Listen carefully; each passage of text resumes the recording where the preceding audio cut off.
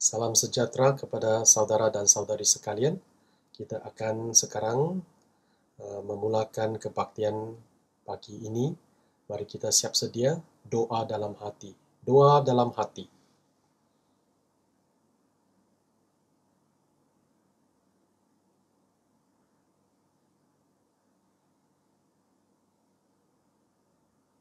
Amin.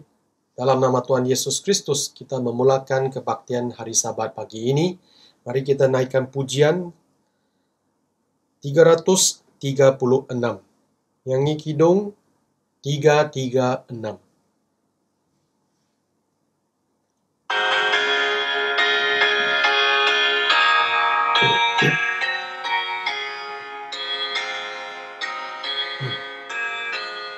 Apakah Yesus perhatikan kala hatiku luka? Beban menghimpit dan putus asa, jalan panjang penuh duka. Sungguh ku tahu Dia jagaku, Dia mengerti susahku. Walau hidup terasa berat, ku tahu Tuhan perhatikanku. Apakah Yesus perhatikan kala gelap jalanku, dan cahaya siang berganti malam, adakah Dia di sisiku? Sungguh ku tahu Dia jagaku, Dia mengerti susahku. Walau hidup terasa berat, ku tahu Tuhan perhatikanku. Apakah Yesus perhatikan ku jatuh dalam cobaan? Saat Dia yang angkat dukaku, walau berlinang air mata. Sungguh ku tahu Dia jagaku, Dia mengerti susahku. Walau hidup terasa berat, ku tahu Tuhan perhatikanku. Saat ku kan tinggalkan semua kesenangan dunia, sampai hatiku pedih dan hancur, berartikah bagi Yesus? Sungguh ku tahu Dia jagaku, Dia mengerti susahku. Walau hidup terasa berat, ku tahu Tuhan perhatikanku. Sekarang kita akan bersujud berdoa, mohon Tuhan Yesus Kristus memimpin kebaktian pagi ini.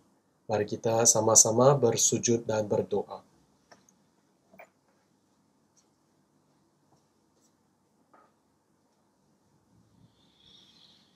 Dalam nama Tuhan Yesus Kristus, kami panjatkan doa. Haleluya, haleluya.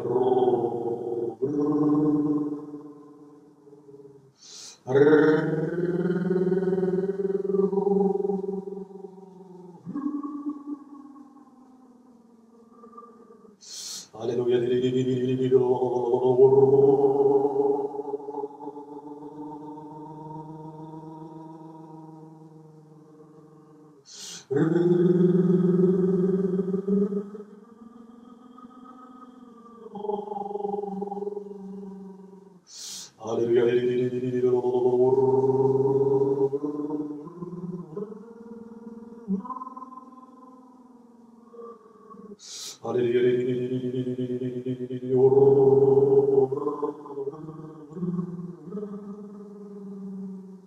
Haleluya.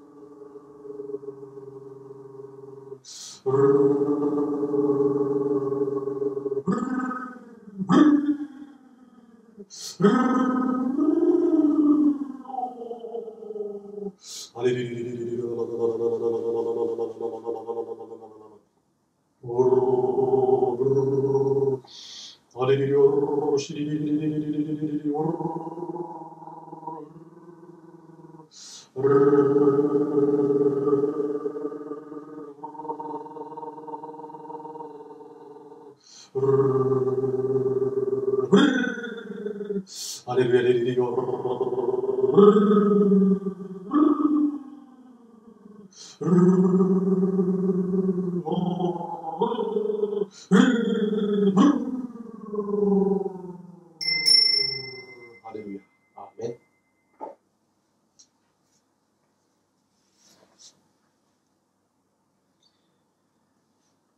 Syukur puji Tuhan kerana memberikan kita kesempatan untuk sama-sama berhimpun di atas talian untuk adakan kebaktian Sabat ini. Dan syukur puji Tuhan kerana melindungi kita selamat dalam kehidupan. Pernahkah kita berfikir bahawa pilihan kita hari ini akan membawa keakibat sekarang dan di masa depan?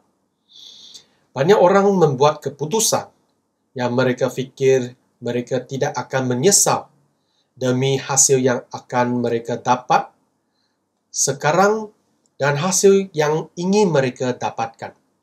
Sudah tentu, jika kita mendapatkan hasil semasa, saat ini pasti sangat menggembirakan.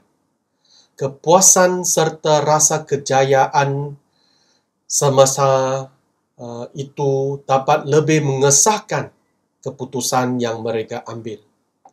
Namun, berapa banyak orang akan mengambil perspektif sedikit lebih jauh dan melihat apa yang akan terjadi di masa depan? Kita percaya bahawa kita tidak bodoh. Apakah mengetahui bahawa hasilnya membawa kesukaran, tetapi masih lagi mahu memilihnya? Jelas itu akan membawa kerugian siapa yang akan membuat pilihan seperti itu. Seperti contoh, semasa kita mencari pekerjaan, kita tahu bahawa upahnya sangat rendah, tidak ada faedah dan itu tidak sah. Apakah kita sanggup memakan pahit? Inilah sebabnya mengapa banyak dari kita telah meninggalkan kampung dan pergi ke bandar-bandar besar seperti Kuala Lumpur, seperti Johor Bahru, seperti Singapura untuk mencari rezeki kerana ada lebih banyak peluang pekerjaan dan upah yang lebih tinggi. Dari contoh ini, sebenarnya banyak orang membuat pilihan berdasarkan keperluan mereka untuk mendapatkan hasil dugaan mereka. Meskipun hasilnya sekarang adalah di dalam dugaan kita, yang baik untuk kita. Pernahkah kita berfikir bahawa itu tidak berlanjutan? Hari ini, kita benar-benar mempunyai terlalu banyak keputusan yang salah. Apakah kita semua setuju? Selalu kita berfikir bahawa jika kita tidak membuat pemilihan sebegini, kita akan menyesal. Apakah hasilnya sekarang membutakan mata kita? Apakah hasilnya sekarang membuat hati kita mati rasa? Apakah hasilnya sekarang telah menjadi syurga ilusi kita? Marilah kita melihat pencobaan Yesus agar dapat mempelajari bagaimana Dia membuat pilihan dan menjadikan teladan terbaik bagi kita hari ini. Mari kita merujuk Injil Matius pasal 4. Mari kita merujuk kepada Injil Matius pasal 4. Injil Matius pasal 4. Di sini adalah kisah pencobaan Yesus yang kita semua kenal sejak kecil. Kita tahu bahawa Yesus dibawa ke padang gurun oleh Roh Kudus, di mana dia berpuasa selama 40 hari dan malam. Dan dia juga mengalami banyak cobaan daripada iblis. Akhirnya, iblis gagal dan pergi. Malaikat-malaikat datang melayani Yesus. Pilihan yang salah tidak hanya mempengaruhi pandangan orang tentangnya, tetapi keselamatan generasi turun-temurun juga akan terjejas. Kita dapat membayangkan diri sendiri bahawa jika ada keputusan besar dan ada kena-mengena dengan hidup dan mati, dan jika tidak berhati-hati, itu pasti akan membawa kepada kematian. Dan keputusan ini sekarang ada di atas tangan kita. Apakah kita tidak perlu menghabis-habiskan masa dan tenaga untuk mempertimbangkannya? Oleh itu, dalam pencobaan Yesus sebagai anak manusia, kita tidak dia tidak hanya membuat pilihan yang layak bagi dirinya sendiri dan bermanfaat bagi dunia, tetapi juga membawa kemuliaan bagi Bapaknya di syurga. Mari kita baca pasal 4 ayat 2 hingga 4. Ayat 2 hingga 4. Ayat 2. Dan setelah berpuasa 40 hari dan 40 malam, akhirnya laparlah Yesus. Lalu datanglah si pencoba itu dan berkata kepadanya, "Jika engkau anak Tuhan, perintahkanlah supaya batu ini menjadi roti." Tetapi Yesus menjawab, "Ada tertulis, manusia hidup bukan dari roti saja, tetapi dari setiap firman yang keluar dari mulut Tuhan." Apakah orang hidup kerana roti? Manusia hidup bukan dari roti sahaja. Ayat ini menunjukkan kepada kita bahawa hidup tidak sepenuhnya berdasarkan pada roti. Dan juga tidak mungkin hidup dengan roti sahaja. Sebenarnya, ini berbicara tentang pusat hidup kita. Dan kita tidak boleh salah dalam hal ini. Roti telah menjadi pusat hidup banyak orang hari ini. Ada pepatah kata orang Cina bahawa manusia mengambil makanan sebagai langit. Makanan yang dapat dibandingkan dengan langit telah menjadi pusat hidup banyak orang. Sebenarnya, segala sesuatu yang dapat memenuhi nafsu atau daging kita dan apa yang kita perlukan dalam kehidupan kita sehari-hari telah menjadi pusat hidup kita seperti roti itu yang dapat mengisi perut kita.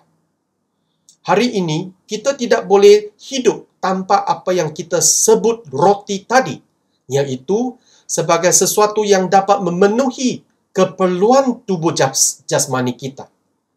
Misalnya, wang, cinta, rumah, kereta, dan lain-lain. Terutama wang. Dalam nilai banyak orang, ketika ada wang, maka ada segalanya. Dan wang sama dengan segalanya. Dan bahkan lebih penting daripada segalanya. Kerana itu, untuk menguntungkan wang, ada orang dapat meletakkan maruah diri sendiri, memutuskan hubungan dengan orang yang lain, rela dirugikan menjadi lembu dan kuda, dan menjadi hamba kepada wang.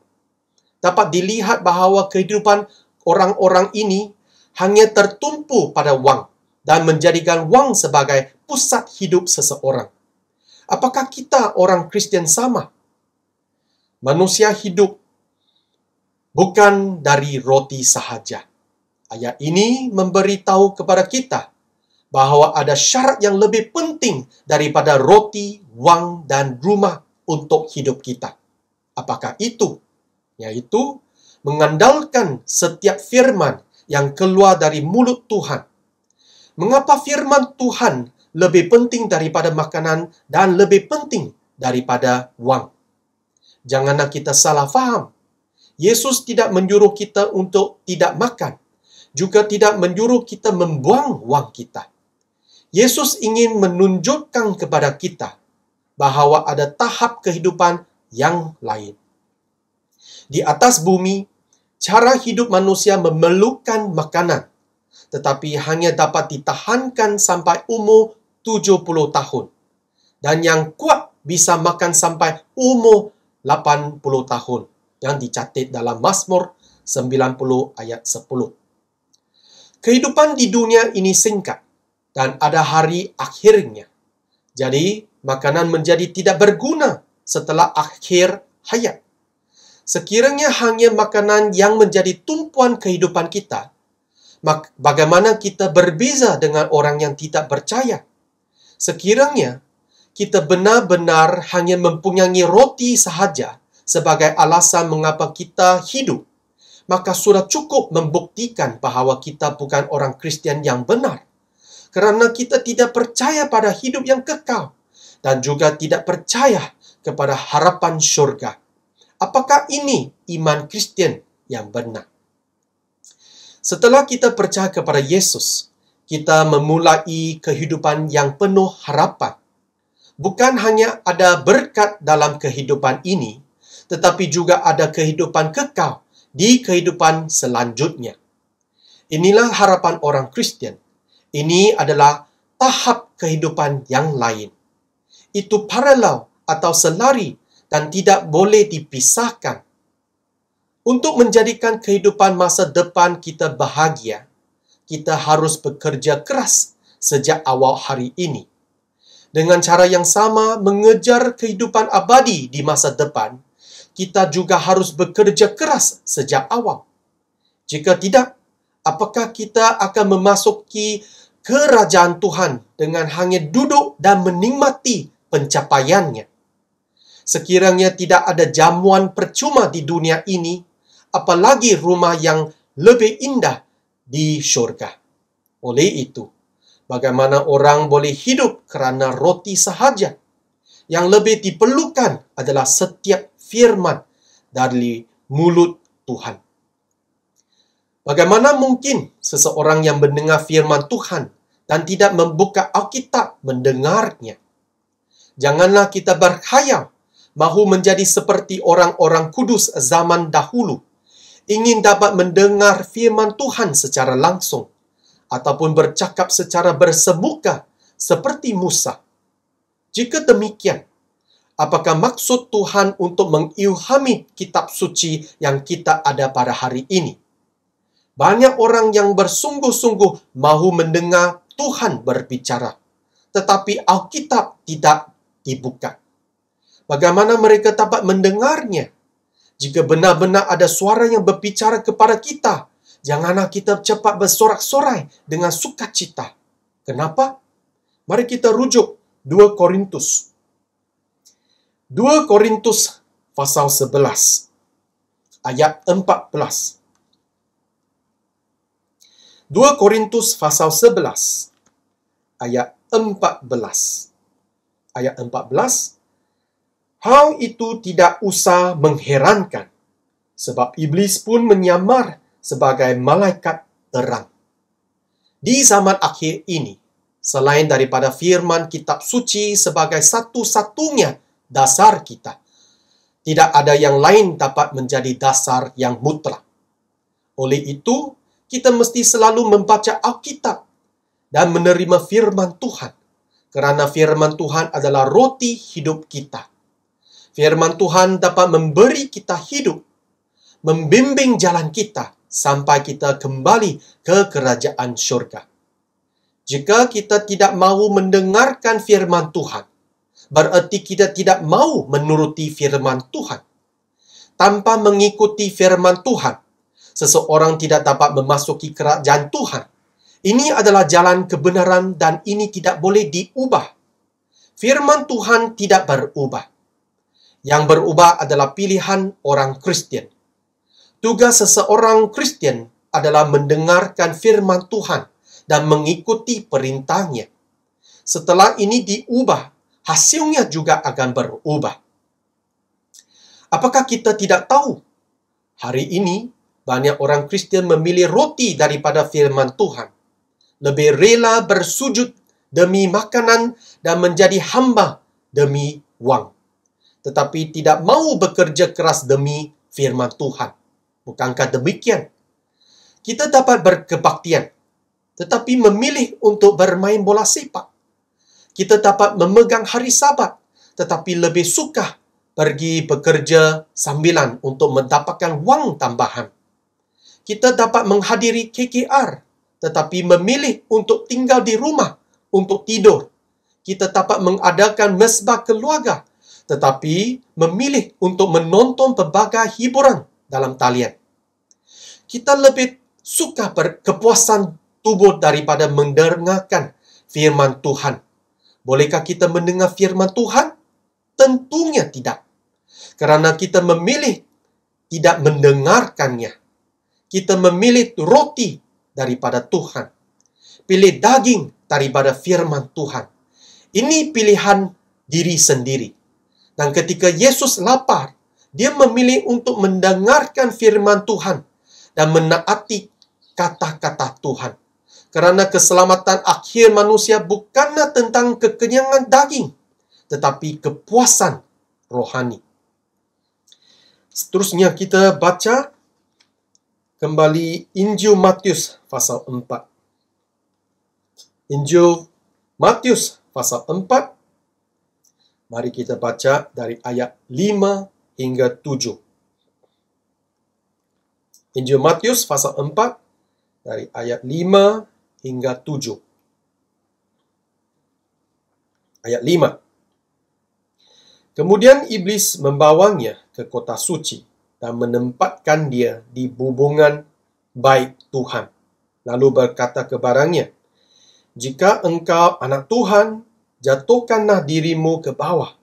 Sebab ada tertulis mengenai engkau, ia akan memerintahkan malaikat-malaikatnya, dan mereka akan menatang engkau di atas tangannya, supaya kakimu jangan terantuk kepada batu." Yesus berkata kepadanya, "Ada pula tertulis, janganlah engkau mencobai Tuhanmu." Jangan mencobai Tuhanmu. Ayat ini memberitahu kepada kita bahawa kita perlu percaya sepenuhnya kepada Tuhan tanpa keraguan. Sebagai anak Tuhan, ia sebenarnya sudah mulia dalam identiti. Ini tidak dapat dibeli dengan wang, tetapi ditebus dengan darah Yesus kerana kasih Tuhan yang besar. Inilah anugerah yang diberikan oleh Tuhan Yesus dengan bebas kepada kita, sehingga kita dapat menikmati berkat-berkat dalam perjanjian darah ini. Status istimewa anak Tuhan menjaminkan perlindungan daripada Tuhan. Dengan kata lain, perjanjian kita dengan Tuhan merangkumi berkat dan janji Tuhan kepada kita. Dan Tuhan yang setia pasti akan menepati perjanjiannya. Tidak ada perjanjian yang lebih baik dan lebih indah daripada perjanjian ini. Oleh itu, ketika kita dengan sengaja membuat Tuhan berhadapan muka untuk membuktikan kesetiaannya, bukankah ini cobaan bagi Tuhan? Bukankah ini meragukan kebenaran Tuhan? Bukankah ini meragukan perjanjian Tuhan dan kasih setia Tuhan? Sebagai contoh, kerajaan kita berjanji bahawa orang yang dijangkiti virus akan dirawat secara percuma sampai mereka sembuh. Ini adalah kebajikan dan komitmen negara atau kerajaan terhadap rakyatnya. Mereka yang percaya akan tinggal di dalam rumah dengan patuh dan tidak akan keluar jika perlu. Mereka akan bekerja sama dengan keputusan pemerintah untuk memerangi wabak ini. Jika kita tidak percaya, jika kita meragui keikhlasan mereka, maka cubalah. Bagaimana? Pergilah ke zon merah atau terus ke tempat dengan risiko jangkitan tertinggi ataupun berhadapan dengan pesakit yang sudah sah jangkitan virus. Apabila kita sama-sama telah menjangkiti virus, apakah ini tidak akan menguji kepercayaan kerajaan kita? Sekiranya ini bukan digelar sebagai pencobaan, apalagi namanya. Tuhan kita tetap sama, kasih-Nya sama, janjinya juga sama. Mari kita rujuk Ibrani pasal 13. Ibrani pasal 13. Mari kita baca ayat 8. Ibrani pasal 13 ayat 8. Ayat 8. Yesus Kristus tetap sama, baik kemarin maupun hari ini dan sampai selama-lamanya. Mari kita rujuk lagi 2 Timotius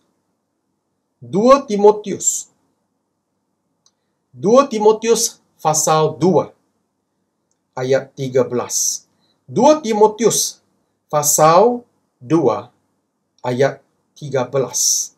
Ayat 13. Jika kita tidak setia, Dia tetap setia, kerana Dia tidak dapat menyangkal dirinya. Dia adalah Tuhan yang benar-benar setia, dan tidak ada seorang pun di dunia ini yang dapat dibandingkan dengannya. Kita adalah manusia yang berubah-ubah, tetapi Tuhan masih berbelas kasih terhadap kita, dan kasih-Nya kepada kita tidak pernah berubah. Ketika Yesus berkata kepada iblis, "Janganlah engkau mencobai Tuhanmu," itu telah menunjukkan bahawa tidak ada keraguan dalam imannya. Jadi, dia tidak akan dengan sengaja jatuhkan diri sendiri dari puncak baik atas permintaan iblis dan menguji papangnya yang di syurga. Apakah papaknya akan menjangkau dan menyelamatkannya? Apakah kita sering mencobai Yesus? Sudah tentu kita akan menafikannya dengan segera. Tetapi sebenarnya kita mencobai Tuhan setiap hari. Kerajaan telah mengeluarkan perintah kawalan pergerakan. Apakah kita berkeliaran ke mana-mana? Apakah kita tidak memakai topeng mulut? Apakah kita menjaga jarak sosial? Sekiranya tidak, bukankah itu sedang mencobai Tuhan? Bahkan ada yang mengatakan bahawa kita terus pergi ke gereja untuk sembahyang dan tidak perlu khawatir tentang peraturan kerajaan, kerana Tuhan akan memerintahkan malaikat-malaikatnya untuk menatang kita di atas tangannya dan mencegah kita daripada jangkitan virus. Dalam tempoh wabak ini, sudah cukup jahat untuk melanggar undang-undang dan peraturan kerajaan. Dan bahkan lebih jahanam kelakuan kita sengaja mencobai Tuhan. Ini adalah hal yang sangat serius. Ada orang Kristian masih merokok, dan ada yang minum arak tidak henti-henti. Ketagihan dalam permainan video terbalik siang dan malam. Mereka menonton siri TV tanpa henti. Mereka semua sedang mencobai Tuhan. Menyalahgunakan kehidupan berharga yang diberikan oleh Tuhan, menyia-nyiakan masa berharga yang diberikan oleh Tuhan, dengan sengaja merosakkan kesehatan tubuh yang telah Tuhan berikan kepada kita. Dan kemudian berharap bahawa Tuhan pada akhirnya akan menyelamatkan kita, menyembuhkan kita. Jika tidak, Yesus bukanlah Tuhan yang benar. Lihatlah betapa kejam hati kita kalau berlaku demikian. Cukup jelas ini adalah pencobai Tuhan. Mari kita merujuk 1 Korintus. 1 Korintus pasal 10. 1 Korintus pasal 10 ayat 9. 1 Korintus pasal 10 ayat 9. Ayat 9. Dan janganlah kita mencobai Tuhan seperti yang dilakukan oleh beberapa orang dari mereka sehingga mereka mati dipagut ular. Jangan mencobai Tuhan lalu berfikir bahawa Tuhan pasti akan membantu kita kerana keadaan kita mengalami sekarang. Tuhan tidak akan berbelas kasihan, tetapi bahkan menghancurkan kita dengan hukuman berat. Kita harus mengetahui kebenaran ini. Sekiranya kita percaya kepada Tuhan, kita harus mempercayainya dengan sepenuh hati, tanpa perlu Tuhan menggunakan bukti apapun untuk mengesahkan kuasa dan janjinya sendiri.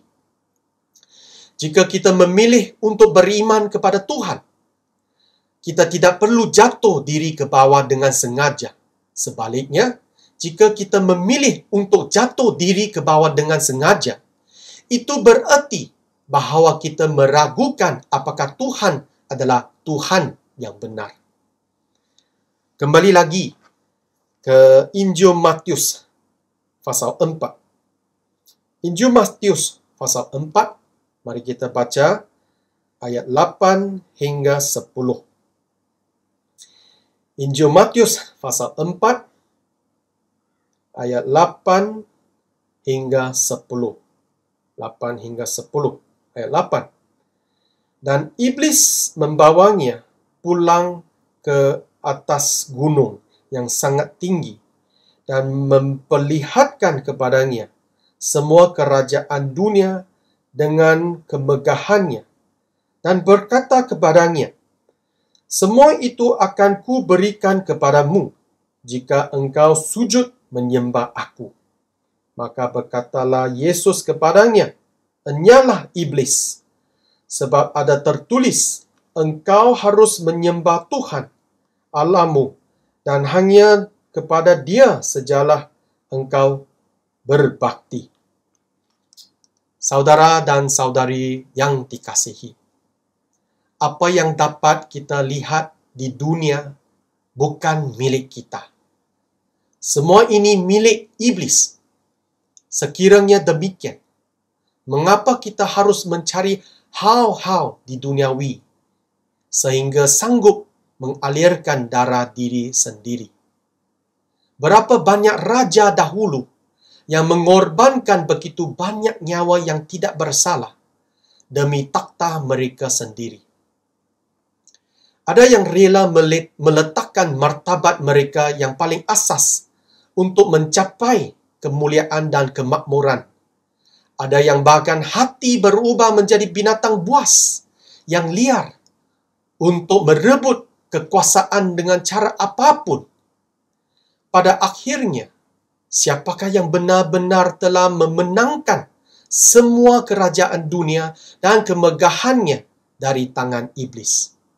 Satu generasi telah berlalu, satu generasi telah bangkit.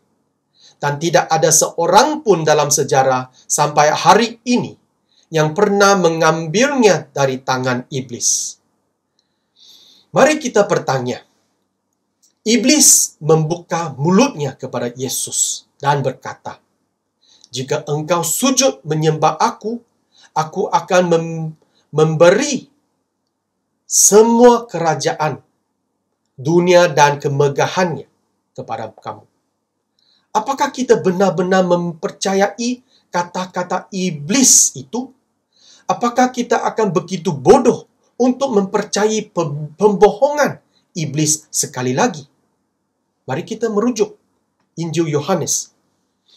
Injil Yohanes pasal 8. Injil Yohanes pasal 8. Mari kita baca ayat 44. Injil Yohanes pasal 8 ayat 44. 44. Iblislah yang menjadi bapamu, dan kamu ingin melakukan keinginan-keinginan bapamu.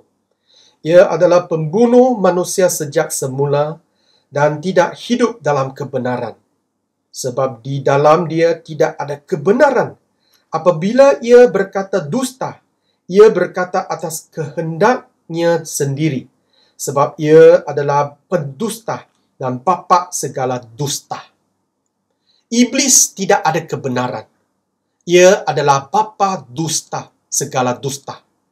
Meskipun demikian, banyak orang yang masih terbenam dalam pembohongan ini dan secara membuta tuli percaya bahawa suatu hari nanti mereka akan dapat memperoleh semua kerajaan dunia ini. Lihat betapa bodoh seperti ini. Mengapa sejarah tidak dapat digunakan untuk menginsafkan manusia? Mengapa contoh-contoh negatif dalam Alkitab tidak dapat memberi kesan orang Kristian untuk mencegah pengejaran duniawi ini? Bahkan banyak percaya yang pernah mengalami mujizat dan menerima Roh Kudus telah beralih ke pengejaran kemegahan duniawi. Mungkinkah jika kita pergi ke gunung yang sangat tinggi dan melihat kemegahan semua kerajaan dunia ini, kita akan segera dikalahkan? Apakah begitu rapuh sekali? Tentu tidak. Yesus juga melihat dengan matanya, tetapi kelihatannya Yesus tidak segera terpersona, seolah-olah dikenakan sihir gelap dan langsung tidak dapat bergerak. Sebaliknya, dia dapat menjawab dengan jelas dengan ayat-ayat dalam Alkitab, bertahan melawan serangan musuh dengan berkesan dan memperoleh kemenangan besar. Kuncinya ada di dalam hati kita. Apakah hati kita ada Tuhan? Ada banyak orang setelah keluar ke masyarakat atau mulai menjana wang atau terdedah dengan kehidupan kaya rakan sekerja atau rakan sebaya. Mereka secara beransur-ansur akan tertarik oleh pemikiran material. Dan kemudian mereka dengan tidak sedar diri akan terus naik ke arah puncak dunia. Tidak berhenti-henti mengejar kedudukan yang lebih tinggi, kuasa yang lebih besar, reputasi yang lebih terhormat, dan status yang lebih tinggi. Pada masa itu, apakah gereja itu? Siapakah Tuhan Yesus? Apakah itu hidup yang kekal? Dibandingkan dengan kerajaan wang di bumi, kerajaan syurga nampaknya tidak nyata, tidak realistik, dan bahkan tidak benar. Bukan kerana penglihatan sekilas itu yang menjatuhkan kita serta-merta, tetapi hati kitalah yang tamak, sombong, kesia-siaan, dan sebagainya telah membutakan mata kita, sehingga kita tidak lagi melihat Yesus sebagai Tuhan kita. Siapakah yang telah menjadi Tuhan baru? Bukankah itu dunia? Bukankah itu Mammon? Bukankah itu iblis? Yesus berkata, engkau harus menyembah Tuhanmu, dan hanya kepada Dia sajalah engkau berbakti ataupun layani dengan lain kata. Pernyataan ini jelas merupakan sebab mengapa Yesus berjaya mengusir musuh. Jika kita mengejar Mammon hari ini dan persahabatan dengan dunia ini, apa bezanya dengan menyembah iblis? Kita adalah orang Kristian, dibaptis ke dalam gereja yang benar, dan menerima Roh Kudus. Kita tahu dengan jelas siapa juru selamat kita. Bagaimana mungkin kita menyembah iblis? Memang betul. Meskipun kita telah dibaptis menjadi orang Kristian, apakah kita yakin bahawa kita sedang melayani Yesus? Menyembah Tuhan dan melayani Dia tidak dapat dipisahkan. Sama seperti iman dan perbuatan tidak dapat dipisahkan. Jikalau dipisahkan, maka tidak ada artinya, tidak berharga, dan tidak bernyawa. Mereka yang menyembah Tuhan harus tahu bahawa mereka perlu melayani Tuhan dengan kehidupan mereka. Melaburkan hidup kita dalam kerja-kerja suci, berdoa, memperkembangkan gereja, memberitakan Injil, dan membantu mereka yang kekurangan. Ini adalah pelayanan kehidupan. Mari kita merujuk Roma. Kitab Roma pasal 12. Kitab Roma pasal 12. Mari kita baca ayat 1. Kitab Roma pasal 12 ayat 1. Ayat 1. Kerana itu, saudara-saudara, demi kemurahan Tuhan, aku menasihatkan kamu, supaya kamu mempersembahkan tubuhmu sebagai persembahan yang hidup, yang kudus, dan yang berkenan kepada Tuhan. Itu adalah ibadahmu yang sejati. Jenis pelayanan ini memerlukan wang kita, masa kita, dan bahkan jiwa dan rohani kita untuk menjadi pelayanan hidup. Pelayanan sedemikianlah baru dapat dikatakan benar-benar menyembah Tuhan. Kalau tidak, kita selalu berfikir bahawa menyembah Tuhan bererti meluangkan masa berlebihan yang kita ada untuk menghadiri kebaktian dan mempersembahkan banyak wang. Itu sudah cukup merupakan pelayanan kehidupan kita. Apakah itu munasabah? Untuk melayani Tuhan mesti mempunyai sikap dan semangat yang betul. Dan juga harus memiliki pengabdian dan tindakan nyata agar dapat dianggap sebagai melayani Tuhan. Sekiranya kita sering terlambat untuk kebaktian, main telefon bimbit, tidak memberi tumpuan semasa mendengar khotbah, kurangnya ketulusan dalam doa, tergesa-gesa untuk pergi selepas tamat kebaktian. Apakah kita fikir ini ibadat benar? Apakah ini melayani Tuhan? Di sebaliknya, kita sungguh proaktif dalam pekerjaan kita, menghabiskan banyak masa dan semangat dan tenaga, dan akhirnya berjaya menjadi ahli ekonomi yang terkenal di dalam dunia, dan menyumbangkan kerja keras di masyarakat sebagai pertukaran status dan kekuasaan yang tinggi. Kita bertanya pada diri sendiri, di manakah upaya terbersah antara kedua-duanya yang digambarkan tadi? Di mana masa, tenaga, dan wang paling banyak dilaburkan? Di mana sukacita terbersah kita? Jika itu adalah dunia, maka kita sudah menyembah iblis dan bekerja untuknya. Jika itu adalah gereja, maka hati kita benar-benar menyembah Tuhan dan melayani Dia. Kita harus ingat bahawa suatu ketika, iblis memperlihatkan kepada Yesus semua kerajaan dunia dan kemegahannya. Yesus berkata, menyembah Tuhanmu dan hanya kepada Dia sajalah engkau berbakti. Dengan ayat suci ini dapat mencegah dirinya terjebak di dalam duniawi. Dan seterusnya, Yesus melaksanakan misi yang disuruh oleh Bapa di syurga dan akhirnya berjaya.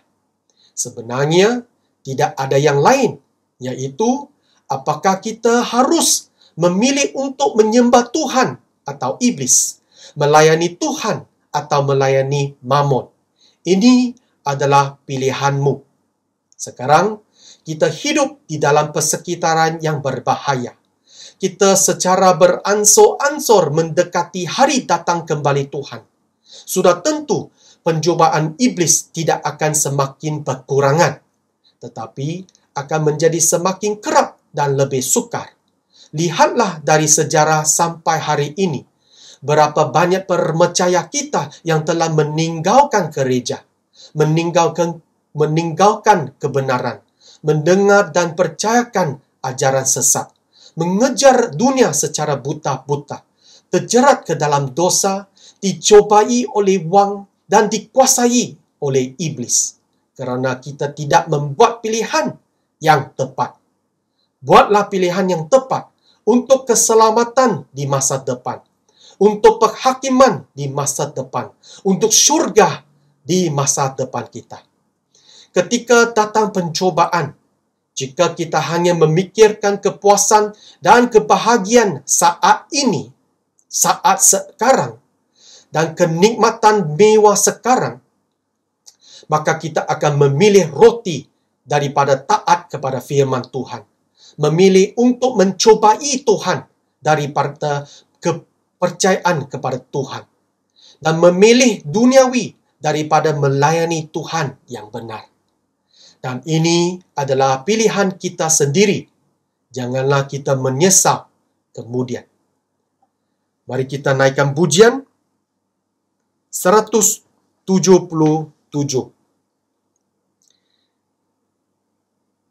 Nyanyi kidung 177. 177.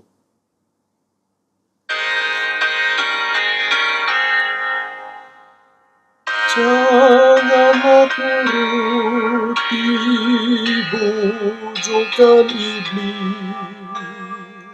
Janganlah terjerat ke dalam dosa. Teguhkanlah iman, taklukkan nafsu, sandarlah Roh Kudus, Dia bantu kau menang.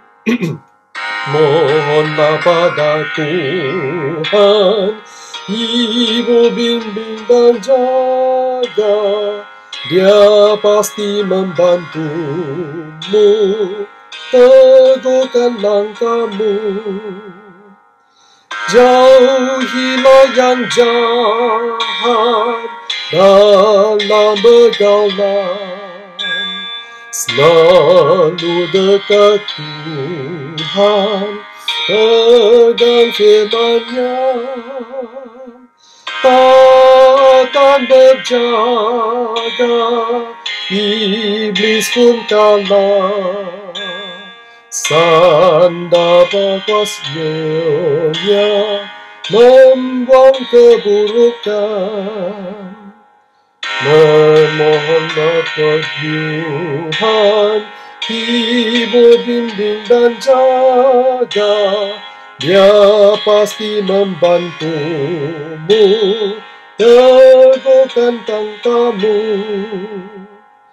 Bila iman teguh, pasti berhasil.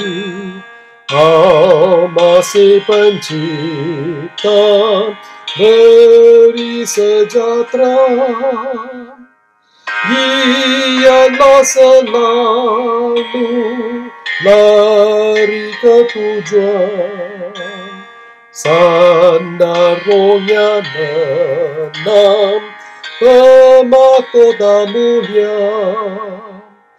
Mohonlah pada Tuhan, Ibu bimbing dan jaga, Dia pasti membantumu, teguhkan langkahmu. Syukur puji Tuhan, sekarang kita akan bersujud dan berdoa. Dan kita mohon bantu doa untuk iman diri sendiri supaya teguh dan kuat pada zaman akhir ini. Mari kita sama-sama bersujud dan berdoa.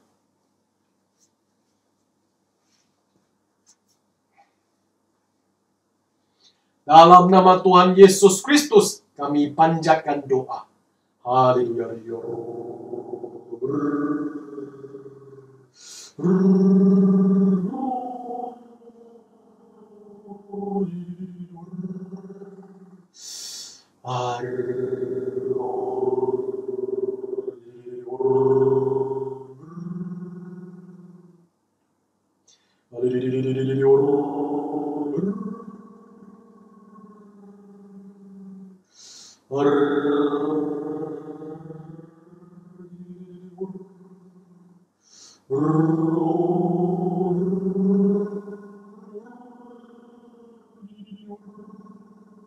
Amin.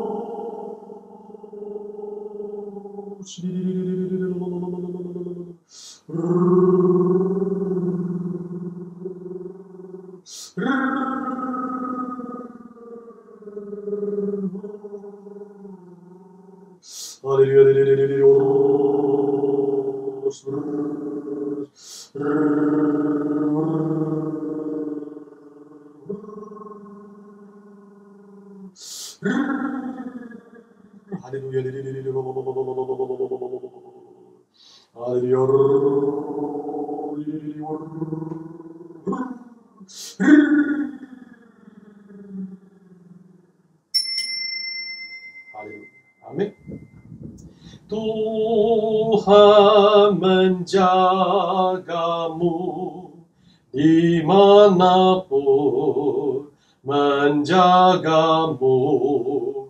Tuhan menjagamu, pasti menjagamu. Tuhan menjagamu dimanapun, menjagamu. Tuhan menjagamu, pasti menjagamu. Amin.